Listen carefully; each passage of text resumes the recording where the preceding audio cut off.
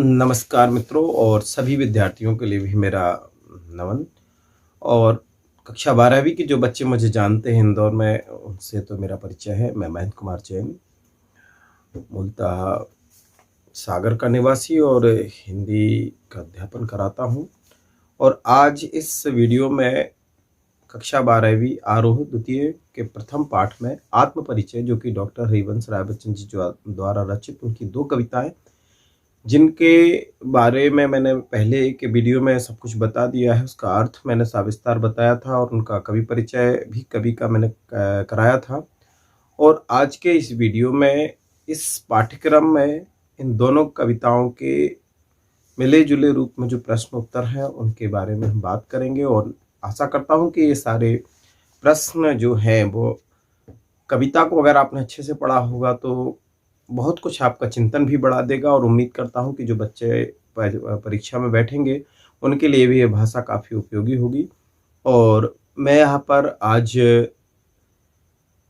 मुंह से ही प्रश्नों के उत्तर बोलूँगा। अगर बच्चे इसके बाद कहेंगे कि बोर्ड से पढ़ाना है या फिर वो किसी अन्य तरीके से जिससे उनको लिखने में आसानी हो, तो मैं वो भी करूँगा। परंतु मुझे उम्मीद है कि मेरी भाषा समझ में आएगी और भाषा के साथ लिखने का प्रयास करेंगे तो निश्चित तौर पर आपको एक लिखने का नया तरीका भी मिलेगा, आपकी सोच बढ़ेगी। और एक 12वीं क्लास तक आने वाला बच्चा जो अपनी परिपक्वता को पाता है, उसके हिसाब से आप अपने उत्तर लिख पाएंगे। तो चलिए हम शुरू करते हैं आज के इस वीडियो में आपके 12वीं क्लास के प्रश्नों के उत्तर। तो जैसा इस कविता के अंत में दिया है कि एक कविता एक ओर जीवन का भार लिए घूमने की बात करती है और दूसरी ओर मैं कभी न जग का ध्यान किया करता हूँ, विपरीत से लगने वाले इन कथनों का क्या आशय है। ये प्रश्न है जो डॉक्टर हरिवंश राय बच्चन जी के द्वारा रचित कविता आत्म परिचय में से लिया गया है।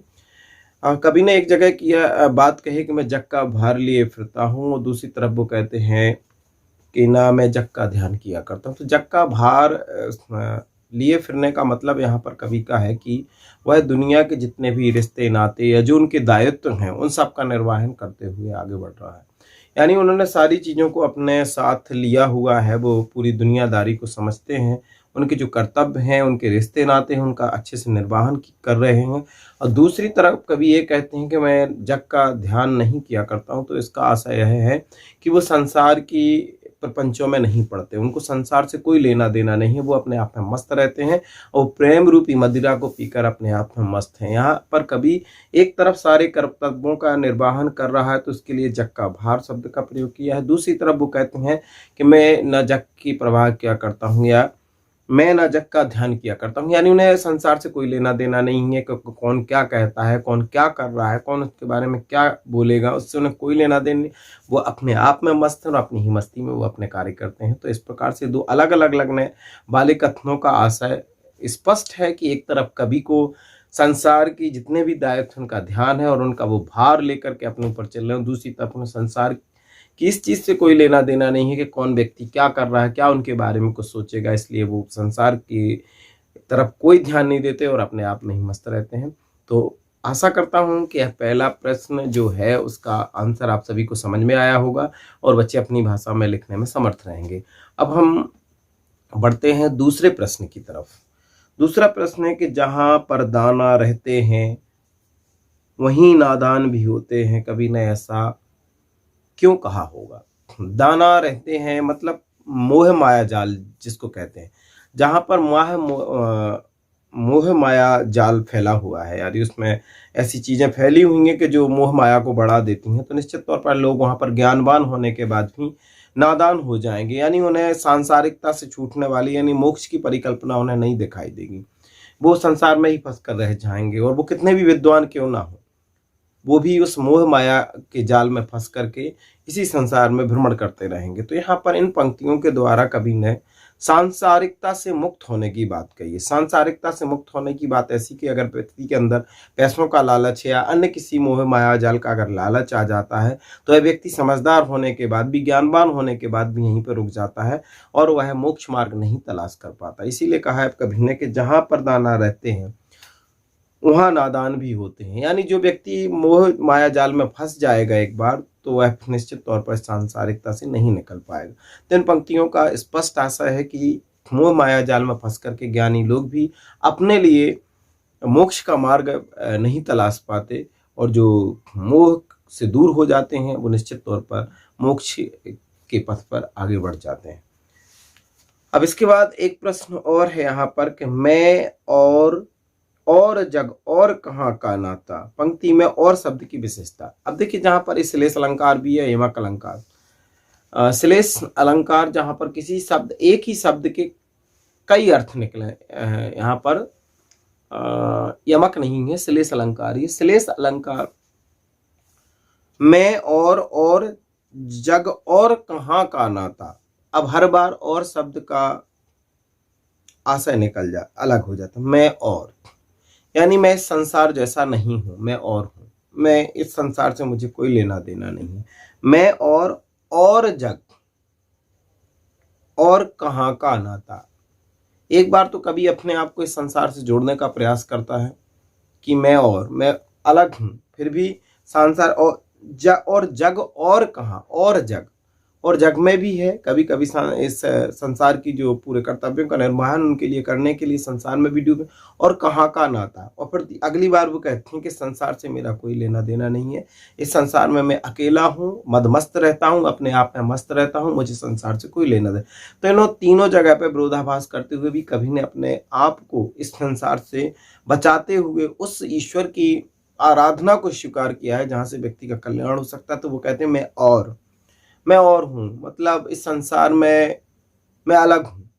और जग के साथ भी जुड़ा होने की बात उन्होंने कही है, जो सांसारिकता के जो उनकी जो कर्तव्य है उनके साथ जुड़े। और कहाँ का नाता, और फिर वो ये भी कहते हैं कि किसी से मेरा कोई नाता नहीं है। तो इन शब्दों का चमत्कार, और शब्द का यहाँ पर बहुत बड़ा चमत्कार काव्य में पैदा हुआ है। और शब्द जितनी बार प्रयुक्त हुआ है उतनी ही बार और शब्द का अर्थ अलग अलग निकल कर आता है।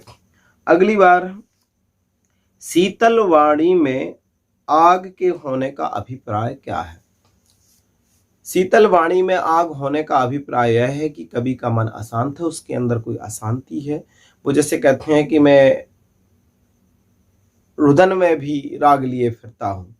रोते समय कवि के अंदर से एक कविता निकल जाती है, और जब वो बिल्कुल शांत रहते हैं तो उनके मन में ऊपर से तो शांति दिखाई देती है, परंतु अंतर उनके कोई अशांति, यानी उनका कोई प्रिय उनसे बिछड़ चुका है या किसी के साथ उनका नाता टूट चुका है, तो उसके कारण से वो शांत होने के बाद भी अंदर से अशांत है। तो शीतल वाणी में आग लिए फिरता हूँ, यानी कि उनके अंदर हृदय में कोई ऐसी ज्वाला जल रही है जो उनको अंदर से अशांत बना रही। वो बाहर से तो शीतल दिखाई दे रहे हैं, शांत दिखाई दे रहे हैं, परंतु अंदर ही अंदर उनके अंदर किसी प्रकार की कोई आग जल रही है। कोई प्रेम में विरक्ति अगर होने के बाद उनके अंदर जो किसी के बिछुड़ने के कारण जो दुख उत्पन्न हुआ है उसकी वह आग जल रही है। तो कवि ने यहाँ इन पंक्तियों के द्वारा स्पष्ट किया है कि शीतल वाणी में आग लिए फिरता हूं, अर्थात उनके मन के अंदर कोई ऐसी पीड़ा है जिसके कारण से उनका मन अशांत हो रहा है। अतः इस पंक्ति का आशय यही है कि कवि के अंदर कोई बड़ी पीड़ा है जिसके कारण से उनका मन अशांत है, अतः वह शीतल वाणी में भी आग लिए फिरते हैं। उम्मीद करता हूं कि इस प्रश्न का उत्तर भी आपको स्पष्ट रूप से समझ में आया होगा, और कमेंट बॉक्स में एक बार जरूर बताइएगा। अभी मेरा परिचय सभी विद्यार्थियों से नहीं है या अन्य किसी और से मेरा परिचय नहीं है। जितने बच्चों को मैं जानता हूं, जो जिन स्कूलों में मैंने पढ़ाया उन बच्चों को मैं जानता हूं, तो धीरे धीरे वो तो मुझसे जुड़ेंगे ही, क्योंकि मैंने कुछ देरी से इन चीज़ों को सामने लाया हूँ। जब कुछ बच्चों ने बोला कि सर आप वीडियो बनाइएगा और बताइएगा, तो उसके बाद और मैं आपको व्याकरण के लिए अलग से वीडियो दूंगा, और कैसे व्याकरण में अच्छे नंबर प्राप्त करें और अपनी ज्ञान कौशल को कैसे बढ़ाएं। क्योंकि पढ़ना सिर्फ इस उद्देश्य से नहीं होता कि हम सिर्फ परीक्षा में अच्छे अंक अर्जित करें, साथ ही साथ हम ये कर सकते हैं कि हमारी अगर आप हिंदी के साथ साथ इंग्लिश भी सीख रहे हैं तो इंग्लिश भी आपकी अच्छी होनी चाहिए, और साथ ही साथ हमारी मातृभाषा जो कि हिंदी है उसका बहुत अच्छा ज्ञान हमारे पास होना चाहिए, ताकि हम अपने राष्ट्र के स्वाभिमान को उन्नत कर सकें। तो अगला प्रश्न हम देखते हैं कि बच्चे किस बात की आशा में नीड़ों से झांक रहे होंगे। नीड़ों का मतलब होता है वृक्ष। चिड़िया के बच्चे जो हैं वो इस आशा से झांक रहे हैं कि उनकी माँ दाना चुगने गई है और अब धीरे धीरे दिन निकलने वाला है, तो माँ हमारे लिए खाना लेकर के जरूर आ रही हो। क्योंकि बच्चे छोटे हैं, बच्चे चल नहीं सकते, उनके पंख अभी उनको उड़ने में सहायता नहीं देते हैं, तो केवल वो अपने घोंसलों में बैठे हुए हैं। नीड़ माने होता है पेड़, पेड़ पर घोंसलों में छोटे छोटे चिड़िया के बच्चे बैठे हुए हैं और उन्हें उम्मीद है कि हमारी माँ समय के पहले ही हमारे लिए दाना लेकर के आएगी, ताकि जिससे हमारा पेट भर सके। तो इस उम्मीद से वो बच्चे उस नीड़ों से झांक रहे हैं कि उनकी माँ उनके लिए खाना लेकर के आएगी। अगला प्रश्न देखते हैं हम। दिन जल्दी जल्दी ढलता है कि आवृत्ति से कविता की किस विशेषता का पता चलता है। अब बार बार ये शब्द आया। आवृत्ति का मतलब ही होता है कि किसी पंक्ति का या किसी शब्द का बार बार आना, वो होती है आवृत्ति। तो यहाँ पर दिन जल्दी जल्दी ढलता है कि आवृत्ति की विशेषता यह है कि व्यक्ति के अलग अलग व्यक्ति के दृष्टिकोण से इस पंक्ति का अर्थ बदल जाता है। जैसे अगर कोई लक्ष्य को प्राप्त करने वाला व्यक्ति है तो वो अपने आप को समय के पहले प्रत्येक कार्य को कर लेगा, उसके लिए इस पंक्ति का अर्थ कुछ और है। यानी दिन जल्दी जल्दी ढलता है, वह प्रयास करता है कि उसका कार्य पूर्ण हो जाए। दूसरी जगह एक चिड़िया अपने पंखों में इस प्रकार से जान पैदा कर लेती है, उसे पता है कि उसके बच्चे घर पर भूखे बैठे होंगे, मुझे दिन के पहले पहले वहां जाकर के उन बच्चों को दाना देना है। तो वह उस उम्मीद में अपने पंखों को और मजबूत करके जल्दी से अपना काम पूरा करती है और वापस चली जाती है। यानी उसे अपने लक्ष्य की पता है, इसलिए। और अंत में एक ऐसा कवि जो निराश है, पूर्ण रूप से हताश, उसका मन टूटा हुआ है, किसी के द्वारा उसको कष्ट पहुंचाया गया है, वहां पर उसको किसी चीज से वास्ता नहीं है, ना तो उसका कोई लक्ष्य बचा है, तो उसके पांव शिथिल हो जाते हैं और दिन निकलता चला जाता है। यहाँ पर दिन जल्दी जल्दी ढलता है का मतलब ये भी है कि कवि के जीवन में कुछ भी नहीं बचा, परंतु उनका भी समय निकलता चला जाता है। तो यहाँ पर इस पंक्ति की बहुत बड़ी विशेषता है। जितनी बारी पंक्ति आई है उतनी बारी इसकी विशेषता बदल गई, इसका अर्थ बदल गया है। तो यहाँ पर हम यह कह सकते हैं कि दिन जल्दी ढलता है कि आवृत्ति होने के साथ साथ हर बार इस पंक्ति का अर्थ बदल जाता है, क्योंकि जो अपने लक्ष्य को प्राप्त करना चाहता है उसके लिए दिन जल्दी ढलता है। जल्दी ढलने का आशय होता है कि वह अपने लक्ष्य को समय के ढलने के पहले पूर्ण करना चाहता है। चिड़िया अपना दाना लेने जाती है बच्चों के लिए, तो वह भी अपना कार्य पूरा इसलिए करना चाहती है समय के पहले, ताकि वह अपने बच्चों को दाना खिला सके।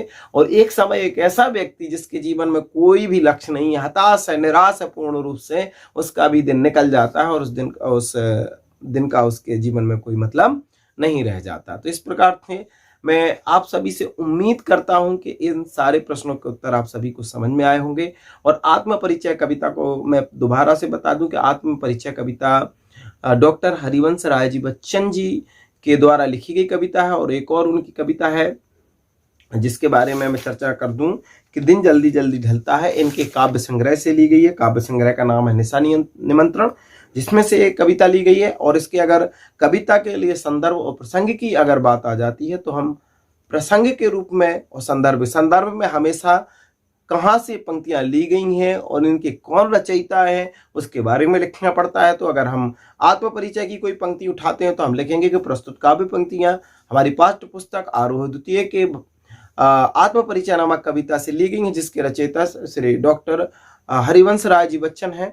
और प्रसंग क्या है? प्रसंग में यहाँ पर कवि ने अपने जीवन के लिए संसार से विरक्त करते हुए, अलग मानते हुए परमात्मा में लीन होने की बात कही है, या अपने आप को इस संसार की मोह माया से विरक्त होने के बारे में बताया है। और अगला जो है निशा निमंत्रण से जो ली गई है दिन जल्दी ढलता है, इसमें अगर प्रसंग बनेगा तो इसकी भी कोई पंक्तियां अगर लेते हैं तो कवि ने यहाँ पर समय के महत्व को एवं लक्ष्य प्राप्ति के महत्व को बतलाया है कि जीवन में लक्ष्य प्राप्त करने के लिए समय के साथ साथ चलने की जरूरत होती है। तो उम्मीद करता हूँ आप सभी बच्चों को जो 12th में है उन सभी को ये वीडियो पसंद आया होगा।